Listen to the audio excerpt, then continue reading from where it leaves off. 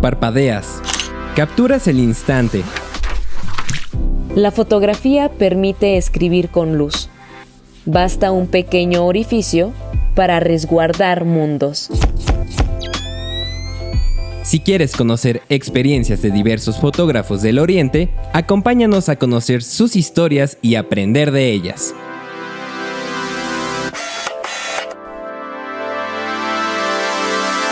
Fotólogos.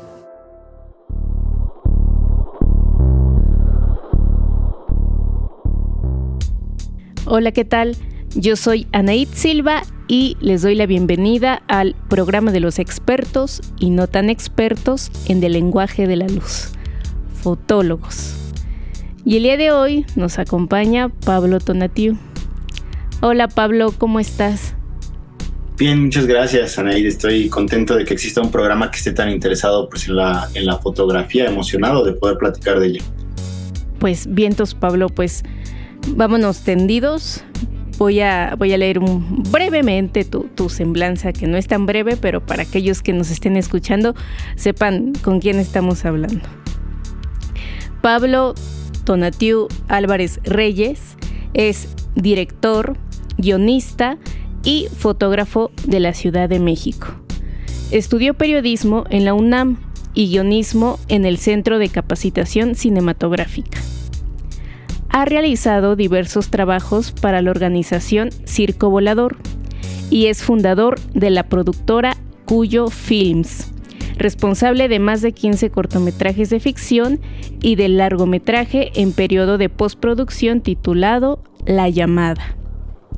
Sus temáticas principales son de carácter social, ambiental y en pro de valores humanos.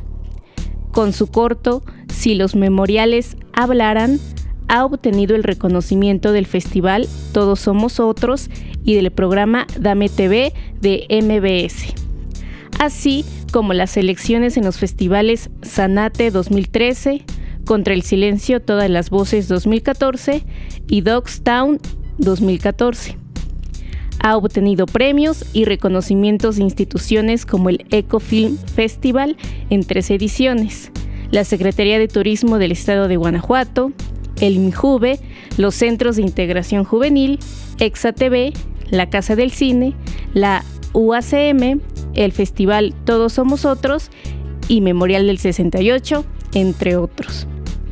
Ha colaborado en televisoras como 11 TV, MBS, TV UNAM, TV Azteca, Televisa y Telemundo en producción, realización y guionismo. Dirigió la videodanza Piel Tapiz, seleccionada en los festivales FIBER España, Agite y Sirva Latinoamérica, Videodanza Va Argentina, FIB Uruguay y FACU México. En su trabajo como fotógrafo destacan sus imágenes de bailarines mexicanos de danza contemporánea, Bailando, Se entiende la gente y Posme Salto en danza, y su proyecto de fotomontajes de crítica social titulado Sin Olvido, que se ha expuesto en diversos espacios de la Ciudad de México y en el que destacan la invitación de la organización Artículo 19, Galería Aguafuerte, la Pulquería Insurgentes, Casa de la Memoria Indomita y la ENA. Actualmente presenta el proyecto Sirenas, montaje que busca reflexionar sobre la violencia hacia la mujer y los feminicidios en México. Bueno, pues Pablo, la pregunta inicial, la de cajón. ¿Cómo fue que te involucraste en la fotografía? ¿Cómo fue tu inicio? ¿Cómo fue tu primer acercamiento? Pues fíjate que yo estudié periodismo y comunicación y en la carrera de periodismo existe la materia audiovisual. También había una optativa de fotografía. Pero lo curioso es que a mí no me gustaba la materia. De hecho, muchos de los ejercicios no los terminé presentando. Se me olvidaba que tenía que entregar trabajos de foto para la materia. Entonces a mí se me hace muy curioso cómo después terminé haciendo mucha fotografía, porque todo parecía indicar que no era un interés en ese momento en mi vida. Pero cuando estoy en el último semestre de la carrera de periodismo, nos piden hacer un cortometraje para la materia de apreciación cinematográfica y descubro como la enorme vocación que tengo para el cine, para querer hacer cine y que conecta con pues una vida de cinéfilo en donde he sido nutrido por imágenes de películas toda mi vida que a mí me fascinaban, pero pues nunca pensé que sería un camino que yo quisiera tomar. Entonces empiezo a hacer más producciones audiovisuales y en ese caminar me compró un par de cámaras DSLR para hacer mis videos. Bueno, primero compré una 7D y después compré una 6D para hacer mis cortometrajes, pero yo lo hice con toda la intención del video. O sea, yo estaba haciendo video y de pronto tuve una primera cámara de Sony de estas Pro Summer que eran solo de video y me la terminaron estafando, la perdí la cámara. Entonces me hablaron de que estaba surgiendo esta nueva generación de cámaras DSLR que tenían una óptica muy bonita, que servían para hacer los cortos así. Entonces compré una de ellas y pues curiosamente pues eran cámaras de foto, ¿no? Y había amigos que de pronto me pidieron fotografías, por ejemplo, para sus books, amigos actores, y entonces empecé a hacer fotografía, casi como por un accidente del cine, empecé a hacer fotografía, y de repente no sé en qué momento me di cuenta de que todos los días estaba haciendo foto documental, foto de mis amigos, foto de retrato, foto de desnudo, foto... Y llegó un momento en donde hasta se convirtió en una manera secundaria de ganar dinero, ¿no? Estaba obteniendo más trabajos de la fotografía que de los videos, que a veces son más caros y por lo tanto los clientes se la piensan más o tardan más en cerrarse ciertos tratos para cápsulas de video. Y empecé a hacer mucha foto y dije, bueno, está bien padre porque la foto es como muy noble en el sentido de que no necesitas tantísimo equipo como en el video, como en el cine, no llevas tantas luces y estás haciendo y estás trabajando.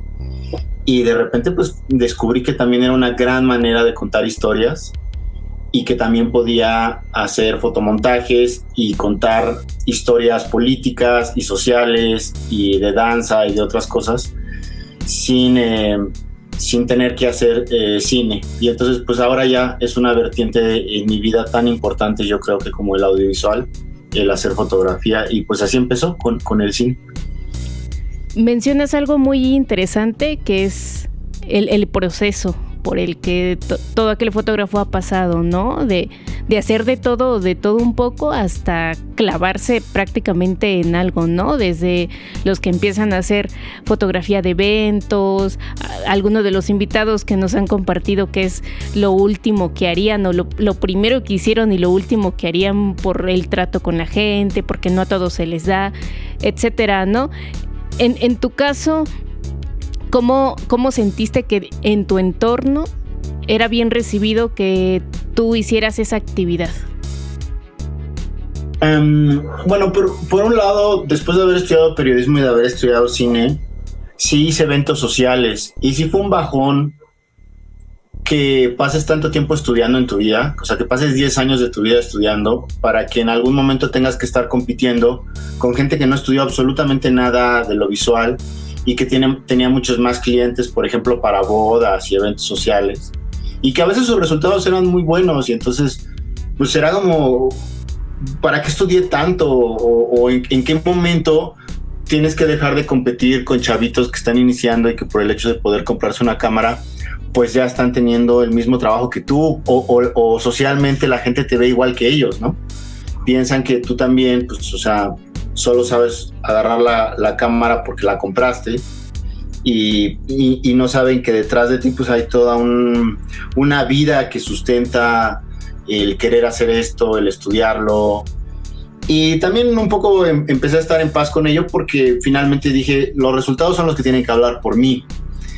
Y la fotografía solita tendrá que tener la calidad como para que la gente la busque y también separar lo que es tener clientes, que es una manera de vivir la fotografía, del hecho de ser artista, porque puede ser un artista fotógrafo, pero no necesariamente puede ser un fotógrafo artista.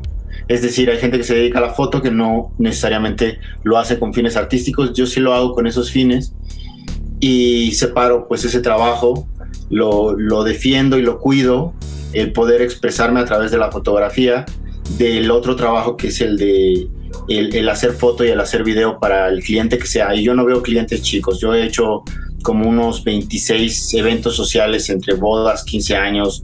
Lo que me digan yo lo hago, yo lo cubro, cobro exposiciones. Y quizás después de eso pues me empezaron más bien a buscar para otro tipo de trabajos.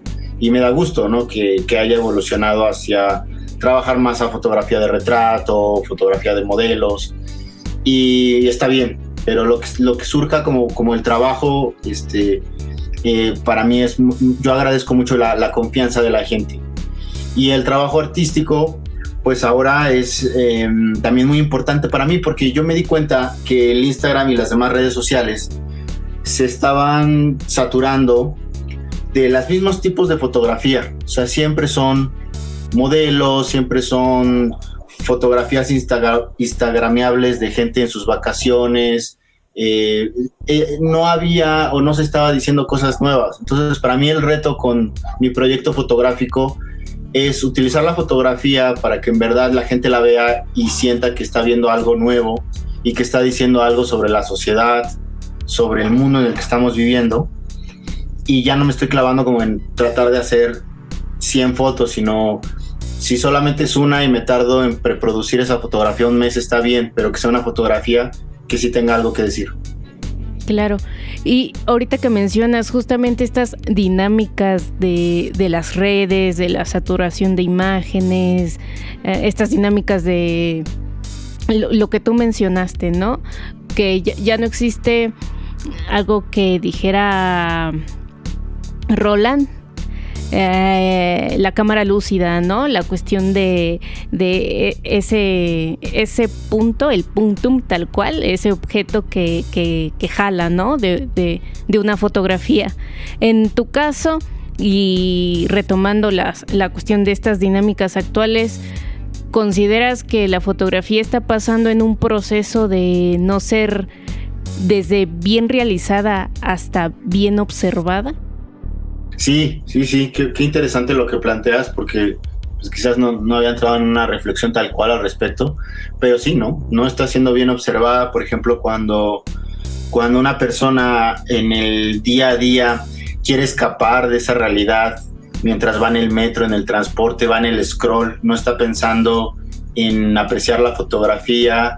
Incluso si le gusta la foto, solamente le va a prestar una atención quizás de medio segundo para darle un like y después seguir scrolleando. Y eso habla pues de la desvalorización que tiene la imagen en nuestro tiempo. Cumple una función más bien y que además es una función narcótica, el no querer mirarnos a nosotros hacia adentro. Entonces, en lugar de querer estar a solas con nosotros, preferimos estar en la red social para que nos siga diciendo cosas, porque si no la tenemos que enfrentarnos con nosotros mismos y estar en ese transporte público pensando en nuestra realidad, en nuestros problemas, en el mirarnos a nosotros. Entonces preferimos no hacerlo, y entonces igual que puede ser un escape, un post de Facebook, pues también lo puede ser una fotografía de Instagram. Entonces la gente ve nuestras fotografías con la intención de escapar de su realidad. Pero creo que es un reto, y el reto que tenemos que hacer ahora es que en esa sobresaturación de imágenes, cómo lograr que la gente se detenga ahí y que le diga algo, porque sí pasa que de pronto hay fotografías tanto documentales como artísticas que empiezan a regresar porque la gente no puede dejarlas ir y se empiezan a convertir en íconos, en símbolos. No sé, ahorita estaba pensando, por ejemplo, en aquella fotografía del niño en Medio Oriente que lo encontraron en la playa, y entonces está la ola del mar que está llegando y está su cuerpo de espaldas. Es una imagen que ya forma parte de nuestro inconsciente colectivo y se volvió la imagen icónica de toda una guerra, porque la guerra de pronto resulta demasiado ambigua y demasiado grande, y entonces tiene muchas víctimas, y entonces nosotros no logramos conectar en ese suceso tan devastador, pero logramos conectar con ese niño en ese momento en la playa, y entonces como que entendemos todo a través de una sola imagen. Y eso es algo increíble, y a veces puede ocurrir de manera fortuita, a veces puede ser premeditada, El artista no debe clavarse como en eso, porque no puedes ir pensando por la vida, esta foto le va a encantar a medio mundo y resulta que no. Y de repente haces otra foto y funciona. Yo recuerdo, por ejemplo, que cuando estaba en el movimiento del posmesalto, que buscaba evitar el aumento de la tarifa del metro, yo estaba como muy clavado en el movimiento, no estaba pensando en la foto, estaba pensando como en la lucha, porque de verdad pensaba que lo íbamos a lograr, porque estábamos haciendo que la gente se brincara el torniquete, el metro estaba perdiendo millones, el director del metro se reunió con nosotros, o sea, en verdad estábamos en una lucha y estábamos logrando que nos pusieran atención, pero de repente se viene la Navidad y yo sabía que cuando comenzaran las fechas decembrinas, pues la gente iba a entrar a otra dinámica totalmente y se iban a olvidar del movimiento. Y le dije a mis amigos bailarines que si querían hacer unas fotografías brincándose el torniquete para protestar. Entonces esas fotos se estrenan el 24, o sea, se estrenaron en Nochebuena y yo pensé que no las iban a pelar. Y resulta que esas fotos les fue muy bien. Varios periódicos quisieron publicarlas, Publímetro, El Metro, Reforma. Y se volvió un símbolo de la lucha, que era un poco lo que yo quería. Que la gente no se olvidara de lo que estábamos haciendo, y funcionó. Pero lo chistoso es que no estaba yo pensando en que yo quería que esta foto se volviera viral. Yo estaba pensando en mi movimiento. Y yo creo que eso la volvió honesta la foto. Porque no la hice para véanme, ¿no? Era porque yo quería que vieran el movimiento. Y entonces la gente, no sé cómo ocurre eso, pero la gente percibe cuando una foto, cuando cualquier tipo de arte es honesto y cuando lo haces porque quieres exhibirte. Y no sé cómo funciona, pero se logra transmitir. Y dices algo muy, muy cierto. Tú estabas involucrado en ese movimiento y ver tus fotos justamente de ese momento, pues es notorio, ¿no? Que hay una cierta relación, una empatía. Si tú no nos dices que tú eras parte de, uno lo podría haber pensado, ¿no? Pero es notoria esa relación. Y en ese sentido, ¿tú qué tanto consideras que un fotógrafo debe de estar relacionado con los sujetos, con el contexto que está fotografiando? O sea, ¿hasta qué punto el fotógrafo debe de ser solo el observador o el observador participante? Yo sí creo que debe ser un observador participante. Hay un periodista que estudiamos en la carrera que se llama Richard Kapuscinski, que decía que el periodismo no es una profesión para los cínicos. Es decir, que tú no podías hablar del suceso desde afuera, sino que tú tenías que involucrarte en el suceso y que no tenías derecho a hablar de las personas si no estabas viviendo o no te acercabas a vivir lo que ellas estaban viviendo o lo que estaban sufriendo. Y esa es una enseñanza que comparto, que la sigo atesorando como parte de los valores con los que yo creo mi trabajo, porque todos nosotros tenemos privilegios, ¿no? El otro día me hacían también una entrevista sobre mi proyecto Sirenas, que es el último que hice, sobre qué derecho tenía yo a hablar sobre la violencia hacia las mujeres siendo hombre. Y yo me puse a reflexionar sobre qué derecho tengo y dije, pues no tengo ninguno. Tengo el derecho que me da el arte como artista de hablar desde donde yo soy. Porque nosotros podemos hablar de los indígenas y ser indígenas, podemos hablar de los negros sin ser negros, podemos hablar de los pobres sin estar viviendo a lo mejor la pobreza extrema. Sin embargo, está en nosotros tener una sensibilidad responsable para aquello de lo que estemos hablando, porque hay un poder en nosotros y hay también un uso de la imagen de esas personas. Entonces, si tú te acercas con un vagabundo y le tomas una fotografía, puede que no esté mal, pero va a depender en el cómo tomes esa fotografía, el cómo la uses, el si tú estás manipulando una situación de una realidad simplemente porque te quieres hacer famoso, viral, porque quieres hacer llorar, porque lo quieres exhibir. Y la gente lo nota, ¿no? Nuevamente regresamos aquí, quién sabe cómo ocurre, pero la gente se da cuenta. Y entonces ahí es cuando viene un rechazo y dicen, oye, ¿por qué estás usando estas fotografías de estas personas sobre las cuales evidentemente tú no tienes un interés, una preocupación? Y también se nota cuando es honesto y cuando lo retratas a las personas con dignidad.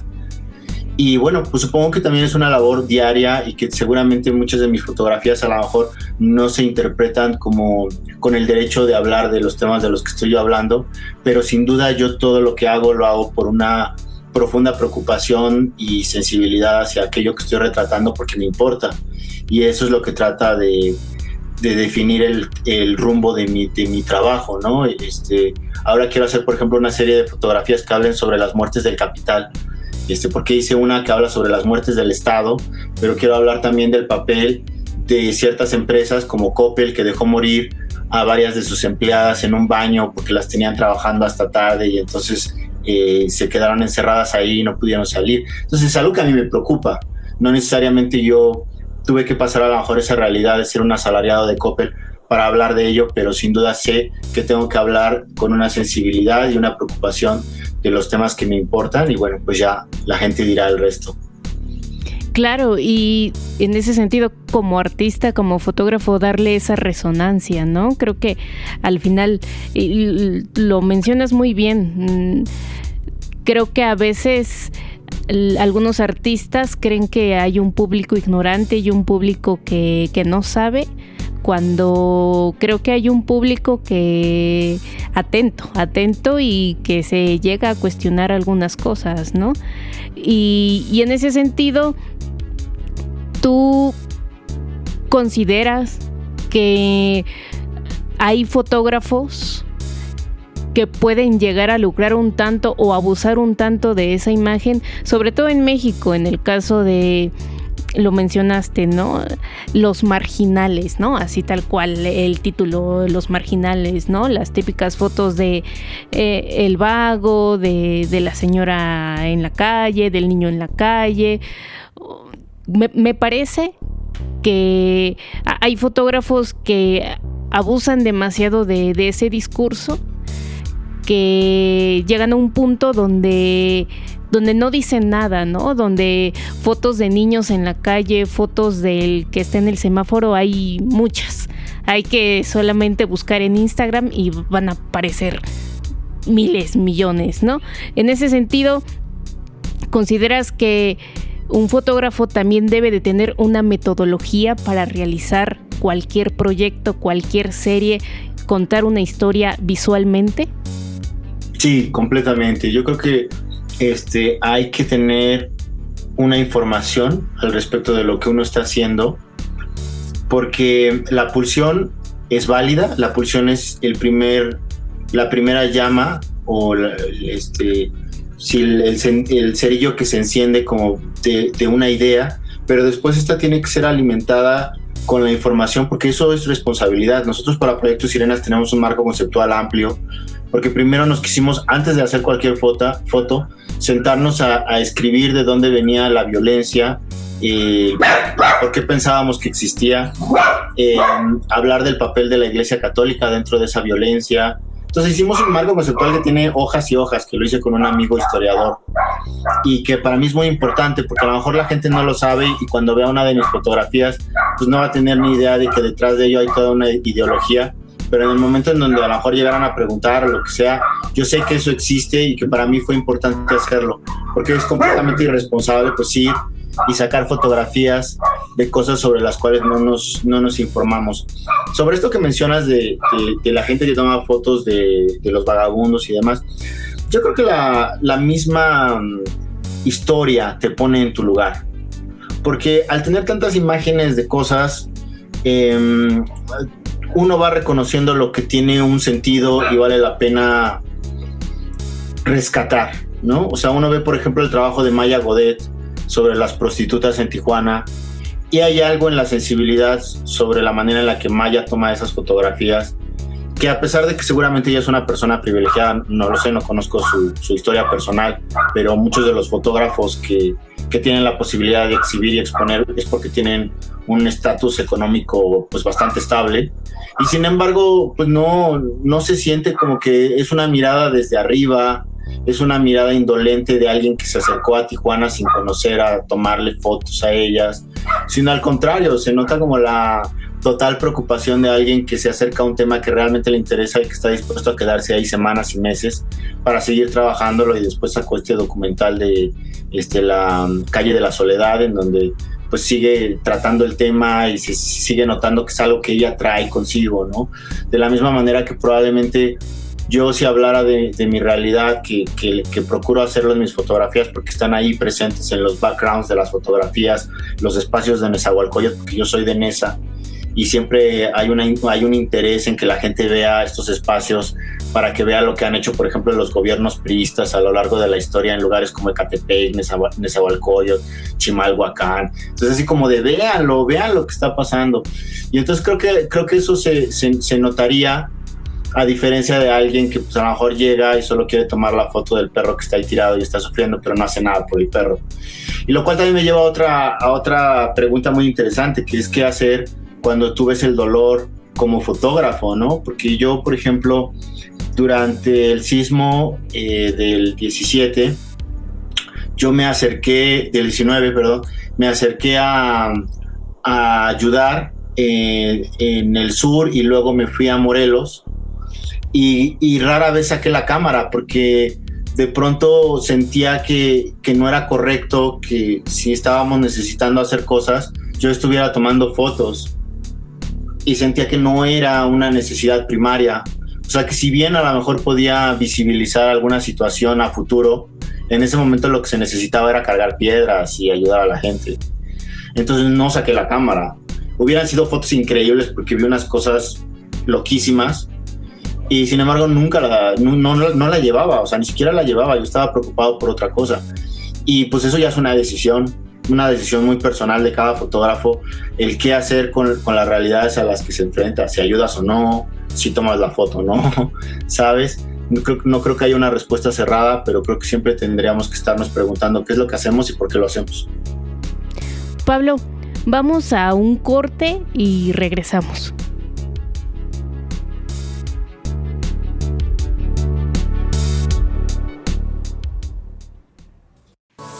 En un momento más regresamos a Fotólogos, el espacio radiofónico donde hablamos de la fotografía como oficio y arte.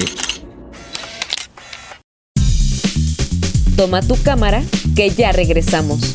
Fotólogos, el lenguaje de la luz.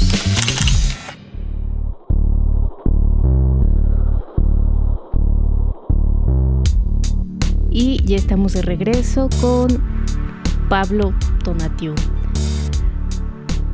Pablo, ¿qué tan difícil o fácil ha sido para ti producir tu fotografía en nuestro país? Ha sido aquí, bueno, nos vamos a poner a llorar con la pregunta porque sí, siempre es doloroso hablar del cómo produce uno su trabajo. Yo pasé por la etapa de creer que había la posibilidad o la responsabilidad del Estado, de las instituciones, en que los artistas existieran y que por ahí se podían conseguir los fondos. Y yo después empecé a considerar que no. O sea, no es que no sea necesario el que exista un FONCA o el que existan los apoyos del IMCINE y demás para los artistas, pero pues me doy cuenta de lo larga que es la fila entre las miles de personas que nos dedicamos a la creación para estar ahí y que no necesariamente pues son asuntos de corrupción y demás los que evitan que uno gane una de estas becas, sino simplemente pues somos muchos y no siempre lo vas a lograr. Te tienes que estar formando en la fila, preparando tu proyecto y quizás en algún momento con buena fortuna puedas obtener algún recurso para poder apoyar tu proyecto. Pero creo que ahora ya ni siquiera quiero yo hacer eso porque además cuando te dan dinero para hacer una gestión tienes que estar amarrado a los parámetros de esa convocatoria, al tener que justificar qué es lo que está pasando con el dinero que estás ejerciendo y demás. Entonces pues ahora yo estoy viviendo una etapa en donde por fortuna tengo trabajo audiovisual que me permite seguir generando dinero propio que yo puedo invertir como mejor yo creo en mi trabajo artístico, y además está bien porque no le tengo que rendir cuentas a nadie sobre aquello que yo estoy haciendo, ¿no? Literalmente lo que gano lo invierto y hago lo que yo quiero, ¿no? Lo hago como yo quiero.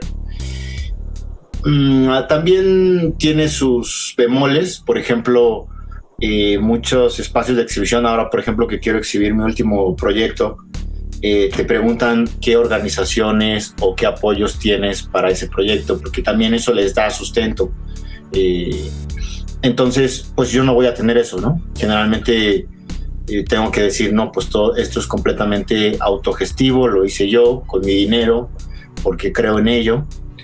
Pero bueno, pues así es lo que es.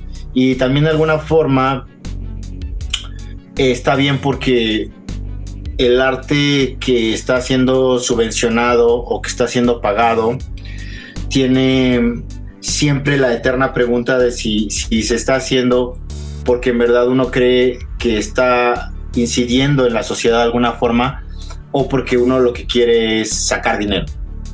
Dice el cineasta González Iñárritu que el primer público de una película eres tú, que en el momento en que tu primer público es el otro, no tú, sino estás esperando agradarle al otro, ya no estás haciendo cine, ya no estás haciendo arte, estás haciendo publicidad.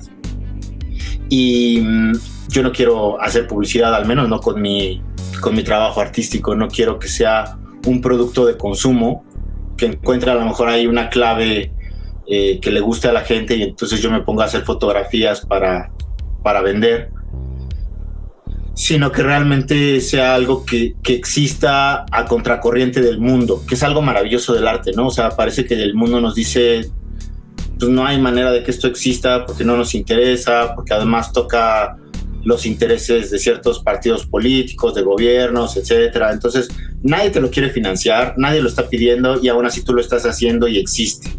Entonces, eso es algo maravilloso, porque está existiendo a contracorriente del mundo, y además son cosas bien bonitas que si realmente estuvieran siendo pagadas, pues tendríamos que evaluarlas como en un precio verdaderamente considerable, porque dentro de los proyectos, por ejemplo, que yo hago, hay involucrados maquillistas, asesores, asistentes, peinadores, modelos que no cobran por su trabajo, que creen en el proyecto que yo estoy haciendo, y entonces todo eso le da un valor agregado a lo que estamos haciendo, que a mí me parece muy valioso, porque son casi como fotos editoriales sin que tengamos ese presupuesto, y aún así existen en el mundo y ahí están, ¿no? Entonces tienen su valor ahí, en eso, en que nadie... Oye, perdón, y respecto a esto que mencionas, ¿se puede vivir del arte?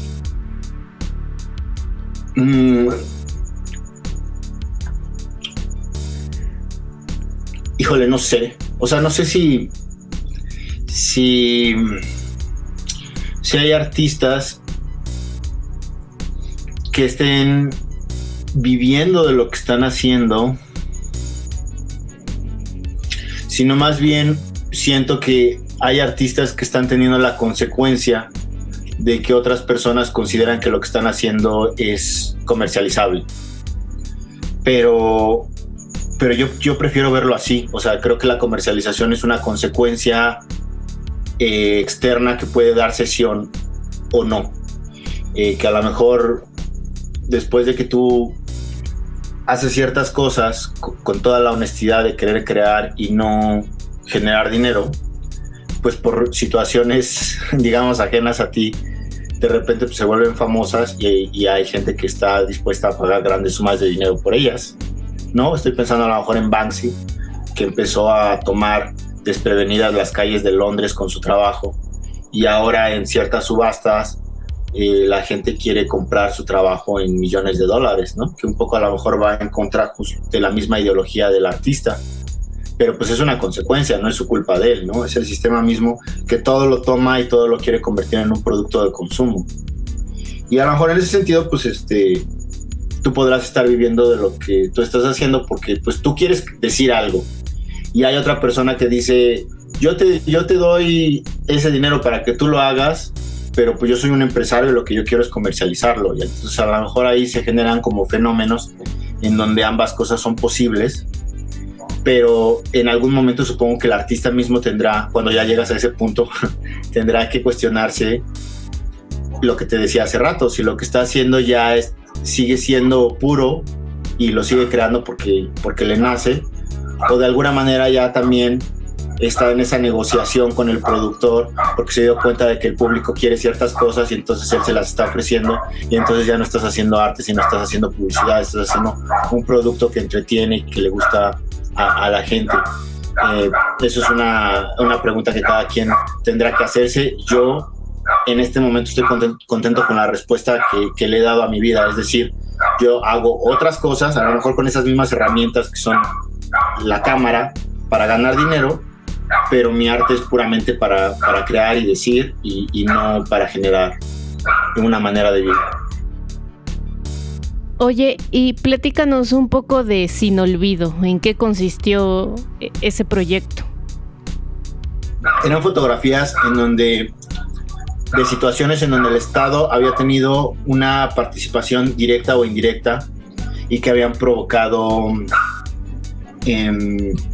la muerte de personas en grupos, ¿no? A mí me sorprendía cómo los grupos hasta parece que se parecen, ¿no? Yo no creo en la cabalística, o no tengo un conocimiento como para hablar de números cabalísticos, pero me llama la atención cómo Ayotzinapa eran 43 estudiantes. Luego Las Abejas, que fue la matanza que existió en Acteal, en Chiapas, eran 45 personas, y los niños de la guardería ABC eran 49. Entonces, no sé por qué, en grupos de 40 y tantos nos estuvo matando el Estado de alguna forma, y a veces hasta parece por grupos, ¿no? Los indígenas, los niños, los estudiantes. Entonces, Sin Olvido tuvo la intención de juntar en las fotografías, que me parece que fueron 12 fotografías, a estos grupos. El hacer un paralelismo entre Sin Olvido, entre Ayotzinapa y la guardería ABC y Acteal y Atenco. Y bueno, pues ahí vas viendo en todos estos grupos situaciones que justamente yo quería que no quedaran en el olvido, porque a lo mejor no hay una fotografía documental que pueda retratar a las mujeres periodistas que fueron violadas en Atenco, pero yo podía hacer una recreación en montaje de 2 militares posando frente a la cámara con las periodistas abajo, y además agregar pues como ciertos símbolos para que tuvieran esta lectura como de pintura, ¿no?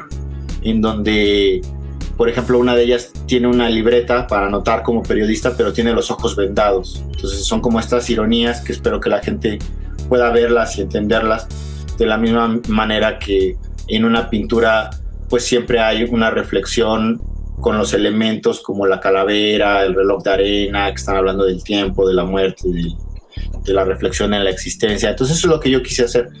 Y todo empezó justamente porque la primera que hice, que se llama Las Edecanes, ocurrió en los tiempos en que Carmen Aristegui desmantela esta red de trata que existe en el gobierno en el PRI del Distrito Federal, con Cuauhtémoc Gutiérrez de la Torre, que tenía edecanes, que en realidad eran mujeres a las que les pagaba para estar con él, forzándolas un poco, coaccionándolas con el dinero, porque pues era pues, su responsabilidad de estar con este señor, que además era un señor grotesco, gordo, grande, hijo del rey de la basura, porque así se generó su emporio de dinero.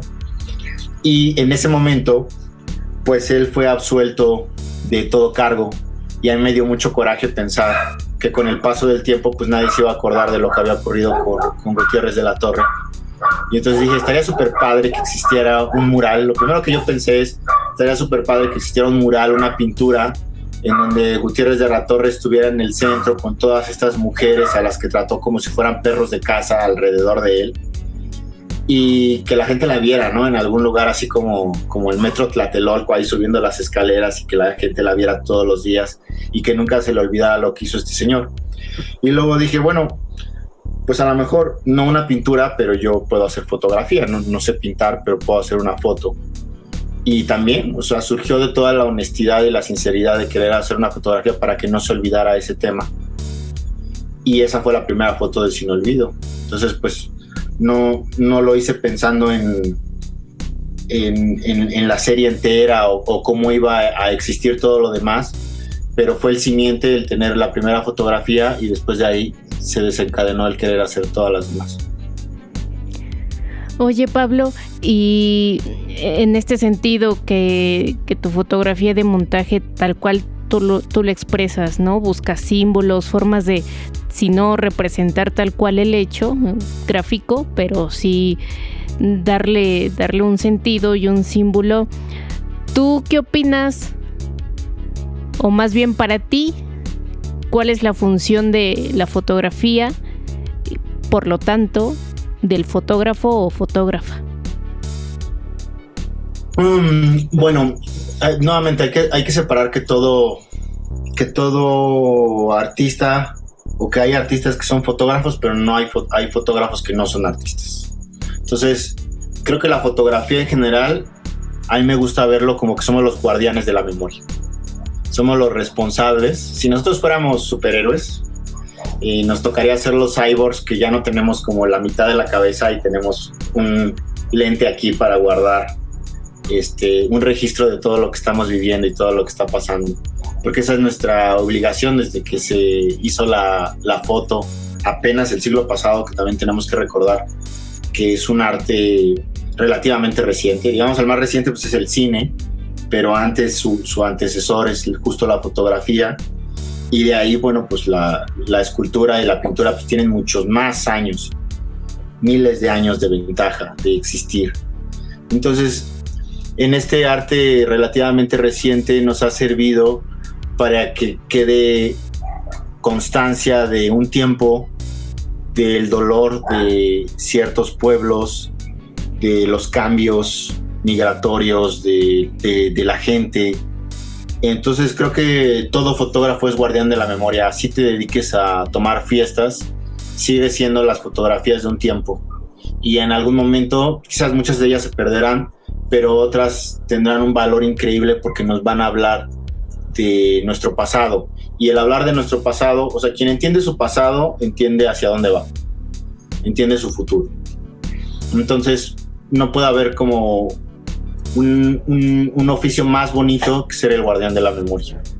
Y como artista, pues el artista siempre va a tener la obligación de poner el dedo en la llaga de aquello que nos está pasando como humanidad, y nos hace entendernos, nos hace poner un espejo y ponerlo enfrente de nosotros para vernos, y entonces vemos como todas las cosas feas, todas las cosas buenas, vemos en dónde nos estamos equivocando, vemos aquello que no queremos ver. Por eso genera revoluciones el arte, porque de pronto puede ser realmente algo que cuestiona sistemas políticos, que nos cuestiona a todos.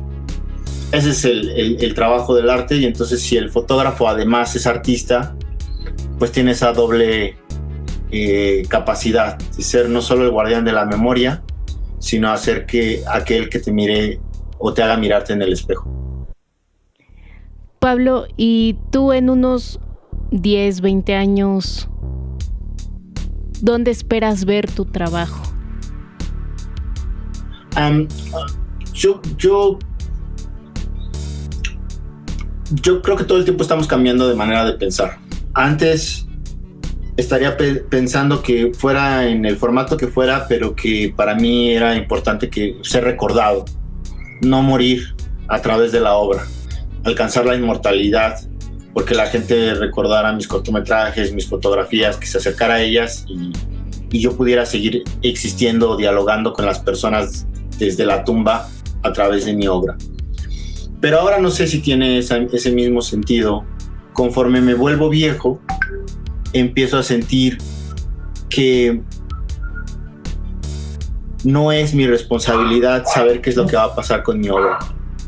Mi responsabilidad es que en este momento me sirve para comunicarme con mi comunidad, y existe y es necesaria para mí. A mí mi trabajo me salva del suicidio, porque ya hace poquito me preguntaron que por qué hacía arte, y mi respuesta pues ha ido cambiando a lo largo de los años, y en este momento mi respuesta es porque me salva del suicidio. O sea, hay el sistema capitalista en el que uno está envuelto, de trabajar para ganar dinero, para comprarte cosas, es muy deprimente, es muy depresivo, y hay gente que encuentra sus respuestas en cómo poder librarse de ese ciclo vicioso del sistema. Puede ser la familia, puede ser el viajar, puede ser el conocer, puede ser el relacionarse. Cada quien tendrá sus respuestas. Para mí la respuesta es el arte. Yo lo hago porque cuando lo hago soy la versión más feliz de mí. Entonces lo disfruto, yo pago por hacerlo, yo abro el espacio para que eso pueda existir, tanto como podría existir a lo mejor un viaje fuera del país. Yo junto mis centavos porque lo quiero hacer y porque me salva. Y ya después lo que pase con él no dependerá de mí. Y también hay una belleza en eso, porque puede ser que lo que estamos haciendo nosotros encuentre su público. A lo mejor, no recuerdo quién es el que decía que tal vez no ha nacido el público de la obra que estamos haciendo. Puede ser que igual que a los impresionistas venga alguien a valorar la obra cuando ya todos estaban muertos. Ellos murieron en la pobreza, no alcanzaron a ver que un Monet iba a valer millones de dólares, ¿no? Ellos por unos cuantos, por precios justos, pues querían simplemente poder vender su obra para comer y seguir y hacer. No lo vieron. Entonces a lo mejor en algún momento estaría padre pensar que lo que yo hago en otro tiempo alguien lo pudiera retomar y lo pudiera valorar, pero eso no depende de mí. Si también cae en el olvido, pues así tendrá que ser. No está en mi responsabilidad saber qué es lo que va a pasar con mi trabajo. Oye, si bien la fotografía nos permite interactuar con otras personas, conocer a más personas, para ti, la fotografía, ¿qué te ha permitido ver? ¿Crees que hay una diferencia? Tú lo mencionaste, ¿no? ¿Crees que hay una diferencia de cómo veías tu foto anteriormente a cómo la ves ahora? Sí, totalmente. Ahora, antes mi cámara era la manera en la que yo me relacionaba con el mundo. Incluso hasta para ligar. O sea, yo salía con mi cámara y era la manera en la que yo me podía acercar a actividades sociales que a mí me costaban mucho trabajo, como acercarme a una fiesta, acercarme a una chica a hablarle. O sea, la cámara siempre quedaba como en un intermedio entre la otra persona y yo, y ese era un intermedio que me permitía relacionarte con esa persona, porque no hay nada más bonito que decirle a otra persona, oye, ¿te puedo tomar una foto? Y entonces el hielo se rompe y empiezan a ocurrir cosas mágicas y tú mismo te empiezas como a aligerar y empiezas a sentirte más tranquilo con la otra persona. Entonces para mí la cámara me permitió sociabilizar y ahora ya no, o sea, ya no la necesito, realmente casi no la saco, casi no hago foto documental y no tengo ganas de hacerlo. No sé si en algún momento me van a volver a dar ganas, pero solo la saco cuando voy a hacer mis proyectos. Tiene como su lugar y ahora es distinto para mí. Sin embargo, yo le estoy agradecido infinitamente al lente porque no tienes idea de todos los lugares. Bueno, más bien sí la tienes porque también haces fotografía, pero abre espacios que siento que no son comunes para el ser humano. Te permiten entrar a fábricas, te permiten entrar a torres de edificios, estás en lugares donde la gente pues no tendría ninguna razón para estar ahí, y gracias a que nosotros tenemos la cámara, las puertas se abren de lugares increíbles y tú estás ahí mirando todo eso con tu lente, y siempre me siento agradecido de cómo eso te puede permitir estar ahí, además en que haya gente que te quiera pagar por hacer esas cosas. O sea, a mí me vuelve loco que de esto se pudiera hacer una vida. Me siento agradecido por eso. Oye, ¿y qué consejo o sugerencia le darías a aquellos que están empezando a hacer fotografía o que quieren empezar a hacer cine? ¿Qué consejo les das a aquellas generaciones que están empezando en este camino? Que estudien, que no hablen por hablar, que no tomen que no se atrevan a tocar el obturador nada más porque sí. Porque no tenemos ideología. O sea, a mí me ha costado actualmente crear la mía. después de los 30 sigo formando aquello en lo que pienso y apenas siento que estoy empezando a entender de qué va el mundo. Gracias a poder encontrarte con información que filosofa al respecto de nuestra existencia, que filosofa al respecto del capital, de quiénes somos, quién es la base de la pirámide, qué es el clasismo en nuestro país, qué es el racismo, cómo se manifiesta,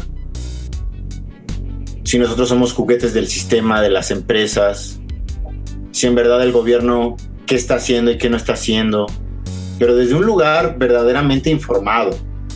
O sea, porque hablar desde los prejuicios de pinche gobierno y yo y... O sea, si solamente estamos hablando desde prejuicios, pues vamos a hacer igual fotos prejuiciosas. Pero si nosotros nos creamos una ideología verdadera, entonces eso va a hacer que tú dirijas tu cámara hacia un lado o hacia el otro.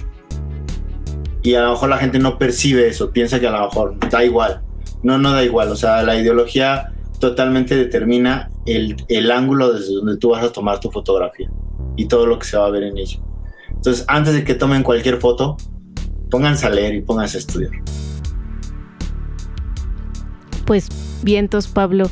Ya saben, para aquellos que nos estén escuchando, una leidita, aunque sea al periódico de 2-3 pesos, no importa lo que sea, pero hay que ser unos buenos fotógrafos informados. Pablo, compártenos tus redes para aquellos que quieran ver tu trabajo, que quieran deleitarse un poco. Estoy en Instagram como pablo.tonatiu. También tengo una página web que se llama pablotonatiufotografía.com. Mi página de cine se llama Cuyo Films, que se llama mi sello productor. Entonces cuyofilms.com, también así lo pueden encontrar. Y pues en general mi nombre, digamos, artístico, el que escogí yo, pues estos mis dos primeros nombres. Bueno, no, mi primero y mi tercer nombre, porque tengo 3 nombres. Soy Pablo Antonio Tonatiu, pero Pablo Tonatiu es la marca con la que procuro firmar todo para que pues, así me busquen en la web y aparezcan cosas mías. Pues vientos, Pablo, agradezco el habernos compartido tu conocimiento, tu experiencia a fotólogos aquí a través de la zona oriente de la Ciudad de México, ahí vecinos de Nesa y de toda esa área metropolitana. Pues muchas gracias, Pablo, y pues nos escuchamos hasta la siguiente. Gracias.